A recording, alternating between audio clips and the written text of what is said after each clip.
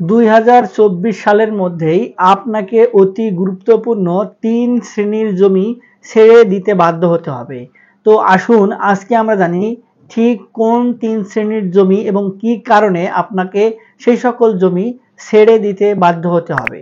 তো ভিডিওটি শুরু করার আগে আপনি যদি আমার এই চ্যানেলে আজকেই প্রথম হয়ে থাকেন তাহলে এই ধরনের আইন বিষয়ক নানান ধরনের গুরুত্বপূর্ণ ভিডিও পেতে আমাদের চ্যানেলটি সাবস্ক্রাইব করে রাখবেন।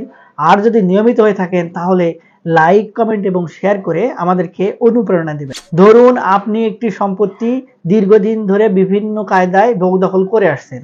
আপনার কাছে হয় থাকতে পারে দলিল, কিংবা আপনি ওয়ারিশান সূত্রে পেয়েছেন এবং আপনার পূর্বপুরুষ কিংবা আপনার যে পিতা কিংবা মাতা তাদের নামে রেকর্ড, খাজনা খারিজ সব ধরনের কাগজ ঠিকঠাক আছে। তারপরেও আপনাকে কিছু শ্রেণীর সম্পত্তি ছেড়ে দিতে বাধ্য হতে হবে এবং এগুলো কিন্তু ছেড়ে দেওয়ার পিছনে কিছু কারণ আছে।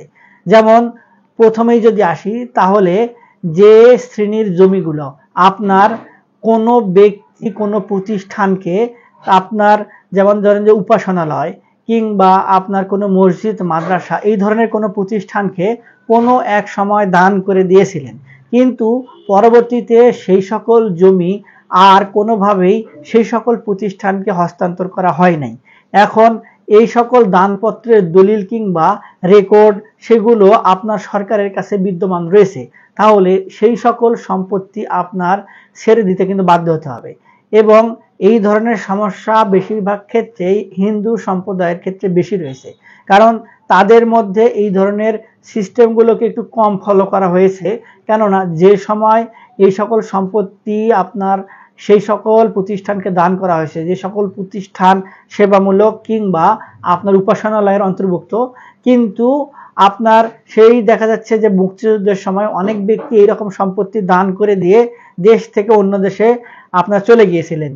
এখন পরবর্তীতে তারা ফেরতও আসেন নাই কিংবা এসেও সেই সকল সম্পত্তি আর ভোগ দখল করতে পারেন নাই, কিংবা যে প্রতিষ্ঠানকে তিনি দান করেছিলেন সেই প্রতিষ্ঠানের উপর আপনার হস্তান্তর করতে পারেন নাই। তাহলে এই সকল সম্পত্তি বর্তমানে সরকার এসে নথিগুলো দেখে বুঝে যদি তাদের কাছে মনে হয় কিংবা তারা যদি প্রমাণ পায় যে সকল সম্পত্তি কোনো প্রতিষ্ঠানের কাছে দান করা কিংবা আপনার সেই সকল সম্পত্তি আপনার কোনোভাবে আপনি ভোগ দখল করছেন, যে সকল সম্পত্তি ওই সকল ব্যক্তি ওই সময় অর্থাৎ মুক্তিযুদ্ধের সময় রেখে ভারতে কিংবা অন্যান্য দেশে চলে গিয়েছিলেন, পরবর্তীতে আসেন নাই কিংবা এসে ফেরত পান নাই, তাহলে সেই সকল সম্পত্তি যদি 10 হাত বদল হয়েও আপনার কাছে থাকে এবং আপনি যদি ভোগ দখল করে থাকেন তাহলে এই সকল সম্পত্তি আপনাকে ছেড়ে দিতে হবে। দ্বিতীয়ত আসুন, আপনার উপর কোনো অর্পিত সম্পত্তি কিংবা ওয়ারিশান সম্পত্তি এমন যদি হয়, আপনার ওয়ারিশান সম্পত্তি আপনাকে কোনো ওয়ারিশ অর্পিত করে রেখে চলে গিয়েছে, আপনি ভোগ দখল করছেন অর্পিত সূত্রে, কিংবা সেই সকল ওয়ারিশদেরকে আপনি সম্পত্তি বুঝিয়ে দেন নাই, দ্বন্দ্বের কারণে আপনি দীর্ঘদিন ধরে একাই সুবিধাজনক অবস্থানে সম্পত্তিগুলো ভোগ দখল করে আসছেন, কিন্তু বর্তমানে এসে সরকার বলছে এই ধরনের যদি কোনো সমস্যা থেকে থাকে তাহলে যে ব্যক্তি আপনার বেশি সুবিধা ভোগ করছে কিংবা অর্পিত সূত্রে সম্পত্তি ভোগ দখল করছে কিংবা আপনার সম্পত্তি তার ওয়ারিশকে বুঝিয়ে দেয় নাই, নিজেই ভোগ দখল করছেন, এই ধরনের যদি কোনো ঘটনা থাকে তাহলে এই সকল সম্পত্তি আপনার যে সকল ব্যক্তি হকদার কিংবা ওয়ারিশ পাওয়ার কথা তাদেরকে ছেড়ে দিতে হবে।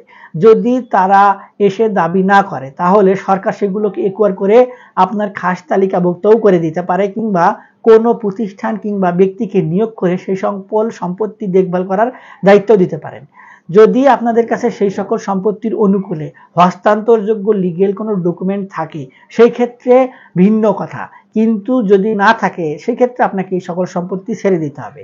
এখন যদি আপনি বলেন যে সরকার তাহলে কিভাবে জানবে যে আমার কাছে কোনো সম্পত্তি বেশি পরিমাণে রয়েছে যেগুলো অন্য ওয়ারিশের পাবার কথা, এখন আপনার যে সকল সম্পত্তি আপনার ওয়ারিশের ভিত্তিতে পাওয়ার কথা সেই সকল সম্পত্তির অনুকূলে তো আপনার কোনো দলিল থাকবে, অর্থাৎ আপনার ওয়ারিশান বন্টন দলিল থাকবে কিংবা সাকসেশন অ্যাক্ট অনুযায়ী আপনার সাকসেশন সার্টিফিকেট থাকতে হবে। কিন্তু এখন যদি না থাকে সেই ক্ষেত্রে কিন্তু আপনার এই সকল সম্পত্তির কোনো ডকুমেন্ট আপনি দেখাইতে পারবেন না।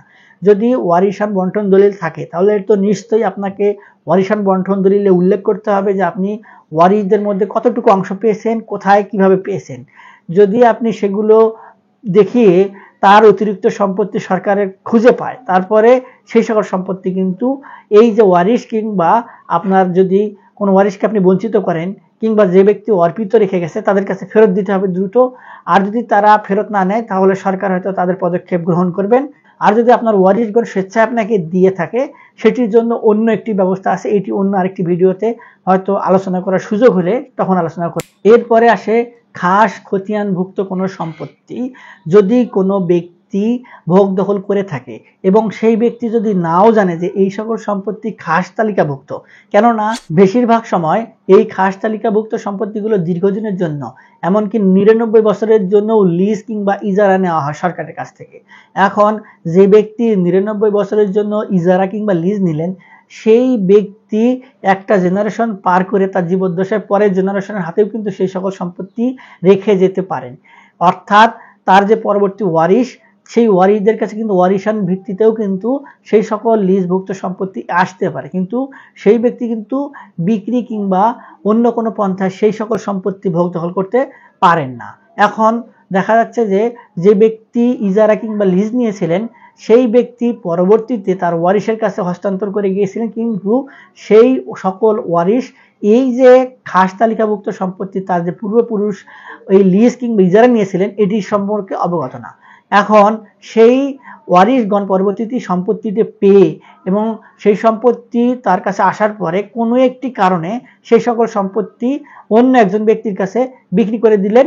আপনার ওয়ারিশান বন্টন দলিল যেটি রয়েছে সেই ওয়ারিশান বন্টন দলিল কিংবা পরবর্তীতে ওয়ারিশান বন্টন দলিলের ফলে যেভাবে নামজারি হয় কিংবা আপনার দলিল হয় সেই দলিলের বলে। এখন যে ব্যক্তি ক্রয় করেছেন সেই ব্যক্তিও কিন্তু অবগত না যে এই সম্পত্তিটি সরকারের খাস নথিভুক্ত একটি সম্পত্তি।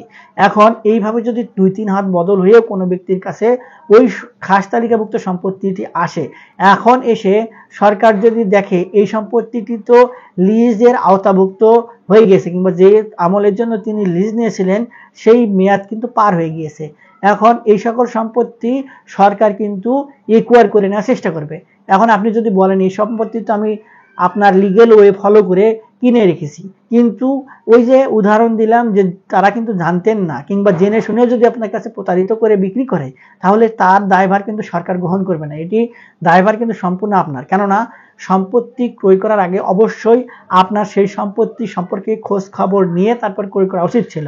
যদি কোনো ব্যক্তি খোঁজ খবর না নিয়ে কোনোভাবে ক্রয় করে থাকেন তাহলে এই দায়ভার কিন্তু সরকার গ্রহণ করবে না।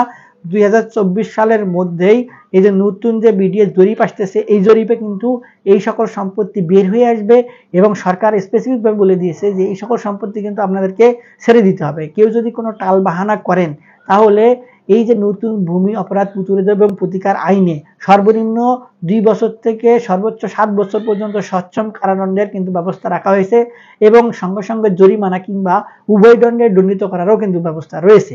এখন এই সকল সম্পত্তি সরকার কিন্তু খাস তালিকাভুক্ত যেহেতু রয়েছে, এই সরকার কিন্তু এতদিন যেহেতু খোঁজখবর করে নাই কিংবা খোঁজখবর করার কোনো সিস্টেম ছিল না, তাই এই যে নতুন ভূমি জরিপ যে বিডিএস জরিপ এটিকে কিন্তু চলমান প্রক্রিয়ায় রেখেছে এবং যেই ভূমি জরিপেই কিন্তু হতে চলেছে সর্বকালের শ্রেষ্ঠ এবং ডিজিটাল আওতাভুক্ত একটি জরিপ।